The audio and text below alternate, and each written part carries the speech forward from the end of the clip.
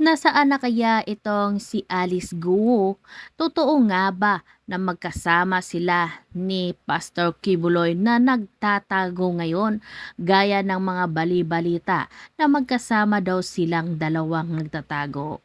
Naglabas na nga ng arrest warrant itong si Risa Hontiveros para dito sa kay suspended Mayor Banban Alice Guo, pero hanggang sa ngayon ay hindi pa rin makita-kita. Kasama nito ang kanyang pamilya na 6 pa sa mga suspitsado. Pero nung pinuntahan nga ng mga pulis ang lugar kung saan nga pwedeng nandoon nga na natili o nagtatago itong si Alice Guo, pero wala silang makita kahit ni anino. Ang tanong kasi ngayon ng mga netizen, bakit pa kasi ay inilathala pa sa publiko kung kaya't nakatunog itong si Alice Guo at nagtatago. Ang tanong ngayon, mahuhuli pa kaya sila or hindi na? Hindi pa siya nahahanap, no? Kahapon ay ang report sa akin, hindi pa rin nahahanap yung magkakapatid. Hindi pa rin mahanap si Dennis Cunanan. Ang nakita lang ay si Nancy Gamo. Ito yung accountant nila na merong ring link doon sa Pogo Hub sa Bamban. Kaya ang obviously nagtatago itong mga taong to. Nagtatago sila at hindi sila nagpapahanap. Pinuntahan kasi ng mga tracker teams yung lahat ng registered addresses ni Alice Guo at ang kanyang pamilya. Marami kasi siyang registered addresses. Meron sa Valenzuela, meron sa Tarlac, meron sa Marilao, meron sa QC. Marami siyang registered addresses. No?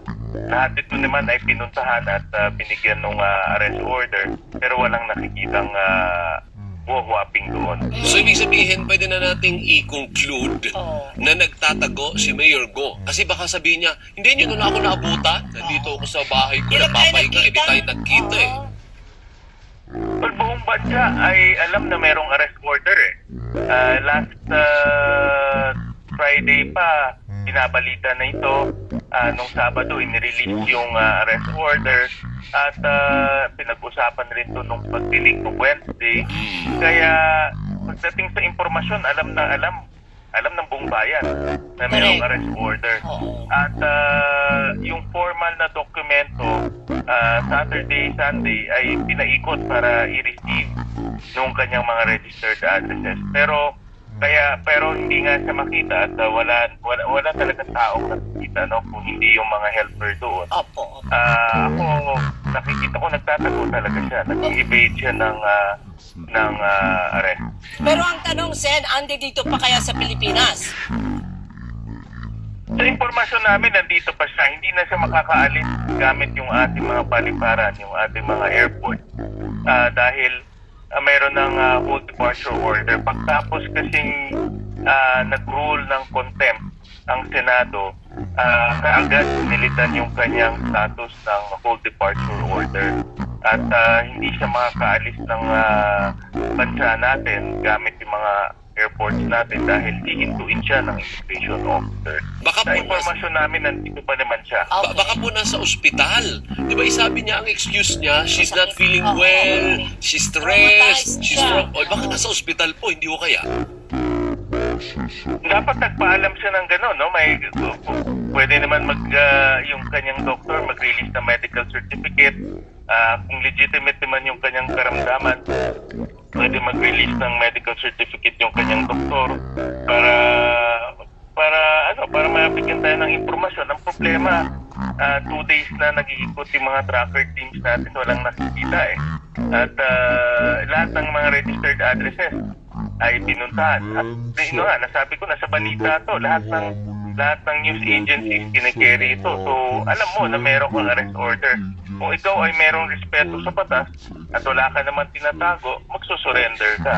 Pero dahil nga hindi siya nagsusurrender voluntarily, ang para sa akin, ibig sabihin nito ay guilty siya. Ang nakikita kong mensahe dito, meron siyang nalalaman at guilty siya kaya hindi siya nagpapa-aresto. Opo. So, sa ganyan po sitwasyon na hindi natin mahanap, nagtatago lang naman, anong susunod na mangyayari po, Sen? Tuloy-tuloy yung paghahanap ng ating mga tracker teams at yung mga inorganized na mga teams, tuloy-tuloy yung kanilang paghahanap. At ang recommendation ko nga sa ating security office, expand na nila to tap yung mga other enforcement agencies tulad ng Bureau of Immigration, tulad ng NBI. Ang Senado kasi gumagamit at nakikipag-collaborate o nakikipag-partner sa mga ibang enforcement agencies natin, tulad ng PNP, dahil ang lawak na yung PNP, bawat tulok may PNP. So humingi na ngayon ng tulong sa PNP at sa iba pang enforcement agencies para lumawak yung paghahanap dito sa mga taong to. Senator, ano pa po ang kailangan natin kay Mayor Go? Bakit nga po natin siya pinatatawag? Bakit paliwanag nyo nga po? Kasi nakailang beses na rin naman siya. Ano ba yung kailangan itanong natin sa kanya pagbalik niya sa Senado? Anong impormasyon pa? Unang-una, dalawang beses hindi siya pumunta sa Senado. At ito ay pagbabaliwala ng proseso at mandato ng Senado. Para sa akin, pagwawalang respeto rin sa institusyon at kailangan pumunta siya kung siya ay naimbitahan. Pangalawa, doon naman sa kanyang sulat na ibinigay sa Senado, wala naman siyang lehitimong dahilan kung bakit hindi siya makakapunta. Nagbigay siya ng mental health problem pero wala namang doctor certificate. So, kaya katakataka na meron kang condition pero walang doktor na gusto mag-certify sa'yo. At pangatlo, maraming yung AMLAC report na napaka-importante dahil ito ay isa sa pinakamahalagang aspeto nitong POGO ay hindi pa ngayon pa lang nabuksan at personally ako gusto kong matanong sa kanya kung saan nanggaling yung perang pumapasok sa kanyang bank account at kung bakit hindi niya rin i-report to sa kanyang income statement at sa kanyang tax returns. Gaano kalaki yun, Senator? Gaano kalaki yun yung natuklasan rin yung pera niya? Wala akong eksaktong number ngayon pero sigurado akong billions o bilyones yung mga pumapasok at lumalabas sa kanyang account. Grabe. At hindi ko pa lang makuha ngayon yung exact number pero yun yung mga lalabas sa pagdinig sa susunod na panahon. Ibig sabihin, Senator, parang may pagkukulang din yung AMLA. Kumbaga, late na umaksyon, nalabas na yung pera. Hindi pa naman nagkaroon ng freeze order last Thursday yata or Friday. Naglabas ng Port of Steel ng freeze order para ma-freeze yung mga assets. Hindi lang naman sa kanya kundi yung mga iba pang mga partners niya sa POGO. So may freeze order na ngayon at naka-hold na itong mga assets at cash itong mga taong to. Pero ang nakikita kong dapat matanong yung kasi since 2017, 18, marami ng perang pumapasok doon. Saan nanggagaling yung pera? No? Dahil parang para sa akin, lumalabas parang bagong anggulo na naman to na nagiging money laundering hub tayo ng buong mundo dahil laking perang pumapasok at lumalabas at hindi natin na-detect. At yan din isang bagay rin na titignan natin. Tama ka, Alvin, bakit hindi ka agad nakita ng mga bangko? Bakit hindi ka agad nakita ng AMLAC? So, may pagkukulang ba sa ating proseso? Yun ang isang anggulo na titignan rin natin. Okay. Tama. Magkakaroon ba ng reward money, Senator, doon sa makakapagbigay ng impormasyon kung saan po nagtatago itong si Mayor Go? Wala pa namang gano'n na pag-uusapan, Doris. Sa ngayon ay tuloy-tuloy yung mga tracker teams na sa paghahanap.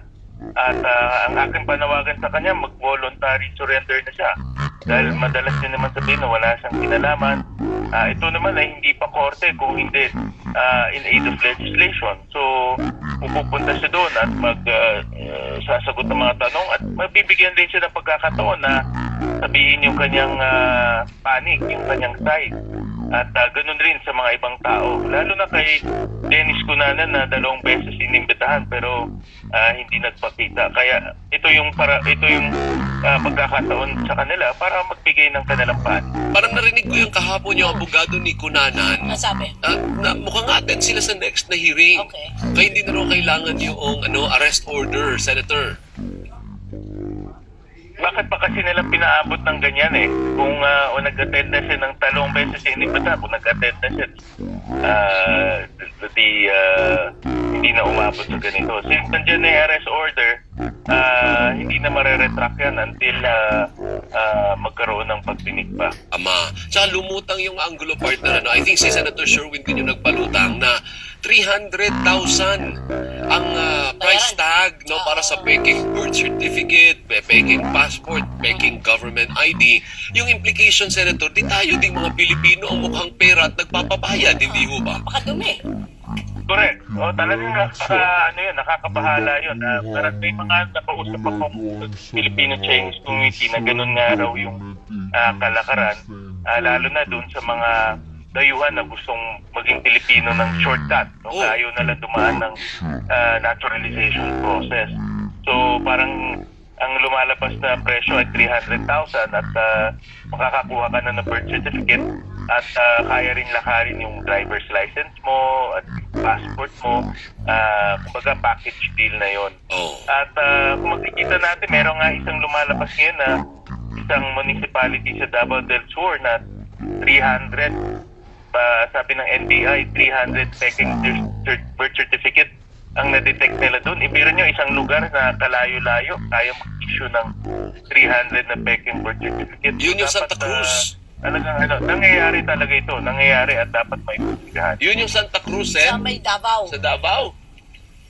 Yun yung nabasa ko sa Davao del Sur. Sus Maria Josep, Eh di sinong kurap ang nandun? Di civil registrar? Siya ang nag-i-issue eh. Civil registrar lang naman ang bukod-tanging may kapangyarihan na mag-issue eh. Si Mayor nga, hindi nga nag-i-issue yan. Hindi dumadaan yan sa Mayor eh. Nung Mayor ako, hindi naman dumadaan yung mga birth certificate sa akin. Civil registrar lang, pwede na siya mag-issue. Nakakahiya din, partner, At nakakatakot. Nakakatakot. Pero yung nahuli ng NBI, isang dayuhan, isang Chinese, na hindi marunong mag-Tagalog, hindi marunong mag-Bisaya, pero yung birth certificate galing Davao del Sur. Yeah, pati sa airport ata meron din kanina, may binasa kami news item. Hindi marunong mag-Pilipino. Pero may papel. May papel siya na na nagsasabing Pilipino siya. Correct. So makikita natin na talagang rampant, talagang nangyayari ito sa ating bansa at rampant siya at kailangan talagang mahintuto kung tuloy-tuloy lang itong mangyayari at marami po tayong alis go na makikita. Tingin ko maraming alis go na nandyan lang, hindi lang natin nakikita. Sige po, pangwakas mo natin anong panawagan, yung personal yung panawagan kay Mayor Go. Dahil after nyo kakausapin namin yung lawyer niya, Senator Winnie. Go ahead. Sa akin, Alvin, Doris, alam na ng buong bansa na mayroong arrest order at dapat respetuhin niya ang batas, ang proseso at mandato ng Senado at pwede naman siya mag-voluntarily surrender sa mga otoridad at ito ay magbibigay rin sa kanya na pagkakataon na ilabas niya ulit yung kanyang panig at masabi niya yung kanyang nalalaman. At ang importante dito, rin irespeto natin ang batas. Lalo na siya bilang dating elected